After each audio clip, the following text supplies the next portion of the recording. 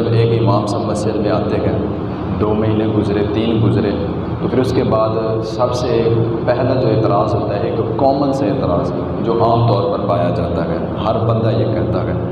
وہ اعتراض یہ ہوتا ہے کہ جی امام صاحب کبھی پیر سیدھے نہیں رکھتے، کبھی پیر ادھر ہوتے گئے، کبھی وہ ان کی شلوار اوپر زیادہ ہوتی ہے یا کبھی ان کی شلوار نیچے زیادہ لٹک رہی ہے۔ آج امام صاحب نے تکبیر تحریمہ کہتے ہوئے ہاتھ پہلے باندھ لیے، یہ ایک کامن سے اعتراض ہوتے ہیں۔ تو میں یہ نہیں کہتا کہ آج کے ائمہ مساجد جو ہیں یہ اپنی نماز حضور پاک علیہ الصلوۃ والسلام سے سیکھ کر آئے ہیں، لیکن میں یہ کہنا چاہوں گا کہ یہ جو ائمہ مساجد ہیں انہوں نے آپ علیہ الصلوۃ والسلام سے ڈائریکٹلی نماز تو نہیں سیکھی، لیکن احادیث مبارکہ شریعت مطہرہ کو پڑھ کر وہاں سے نماز سیکھ کر اس مصلی امامت پر وہ کھڑے ہوتے گئے۔ اور ایک عام اور سیدھا سا بندہ جس کو دین کی خبر بھی نہیں، اب وہ کھڑا ہو کر یہ اعتراض کرے کہ جی امام صاحب کی نماز نہیں ٹھیک ہے، امام صاحب کی آج شلوار ٹخنوں سے زیادہ اوپر تھی، یہ ٹخنوں سے نیچے لٹک رہی تھی، یا آپ امام صاحب نے آج جب ہاتھ باندھنے کے لیے جب ہاتھ اٹھایا تو آپ کے ہاتھ سیدھے نہیں تھے، ایسے مڑے ہوئے تھے، ٹیڑھے میڑھے تھے۔ تو بھائی میں یہ پوچھنا چاہتا ہوں کہ جو بندہ مصلی امامت پر کھڑا ہوا ہے کہ اس کو اس چیز کا علم نہیں ہے؟ وہ جو 8 سال 10 سال 12 سال 18 سال پڑھ کے آیا ہے، دین کو پڑھ کے آیا ہے، کیا آج ہم اس سے زیادہ بہتر ہو گئے ہیں؟ اگر ہم زیادہ بہتر ہوتے تو اللہ رب العزت ہماری ڈیوٹی لگاتا کہ ہم مصلی رسول پر کھڑے ہوتے، لیکن نہیں، ڈیوٹی کس کی لگی؟ جو سب سے بہتر تھا، من یرد اللہ بہ خیرا یفقہہ فی الدین، ٹھیک ہے نا جی؟ تو اللہ نے جس کو بہتر سمجھا اس کو ہمارے سامنے کھڑا کیا۔ تو مسجد کا جو امام ہے نا بھائی، اس کو آپ اگر اب نزدیک ہو کر دیکھو نا تو آپ کو حقیقت کا پتہ چلے گا۔ ہم تو بڑی دور سے دیکھتے ہیں نا، ایک بندہ چوتھے پیڑھی سے کھڑا ہو کر کہہ دیتا ہے کہ جی امام صاحب یہ چیز ایسے نہیں تو اس کو ایسے کریں۔ یہ نا ہماری کیا اوقات ہے کہ ہم مصلی رسول پر کھڑے ہوئے ایک بندے کے اوپر اعتراض کر لگے گئے؟ یہ ہم اس پر نہیں اعتراض کر رہے، یہ ہم مصلی رسول پر اعتراض کر لگے گئے کہ وہاں پر ایسا بندہ کھڑا ہو گیا جو اس کے قابل نہیں تھا،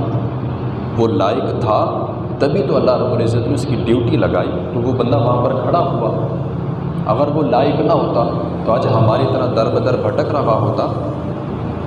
دنیا داری میں مست ہوتا، لیکن نہیں، اللہ رب العزت نے اس کے لیے بہتر سوچا، وہ اس لائق تھا، اور یہ قیامت والے دن پوچھا جائے گا۔ اب ہم کیا سوچتے ہیں کہ ہم سے نہیں پوچھا جائے گا قیامت والے دن؟ اگر ہم میں سے کوئی بندہ، اگر میں بھی کسی امام مسجد کے اوپر اعتراض کروں تو کیا قیامت والے دن مجھ سے نہیں پوچھا جائے گا؟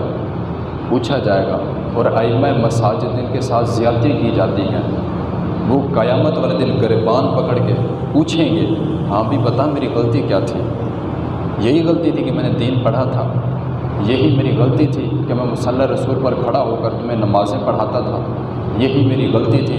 کہ میں تمہارے بچوں کو بسم اللہ پڑھنا سکھا گیا، اس کو 6 کلمے پڑھنا سکھا گیا، اور میری یہی غلطی تھی کہ تمہارے بچوں کو میں اس قابل کر گیا کہ تمہارے مرنے کے بعد وہ تمہارے لیے ایصال ثواب کریں، یہی غلطی تھی۔ یہ غلطی تھی کہ جب تیرا بچہ پیدا ہوا اس کے کان میں جا کر اذان پڑھی میں نے اور اس کو بتایا کہ اے بچے تو مسلمان کے گھر پیدا ہوا، تجھے مبارک ہو، تو کسی اگنی پوجنے والے کے گھر پیدا نہیں ہوا، تو کسی پتھر پوجنے والے کے گھر نہیں پیدا ہوا، تو ایک مسلمان کے گھر پیدا ہوا ہے جو ایک رب کو مانتا ہے اور دین حق کو مانتا ہے۔ یہ غلطی تھی اس کی۔ یہ غلطی یہ تھی کہ ہمارے مرنے کے بعد وہ ہمارے لیے دعائیں مغفرت کرتا رہا اور وہ ہمیں قبر تک اتارنے میں ہمارے ساتھ رہا، یہی غلطی تھی۔ پوچھے گا وہ بندہ قیامت والے دن۔ یہ میں حقیقت بتانے لگا ہوں آپ کو بھائی،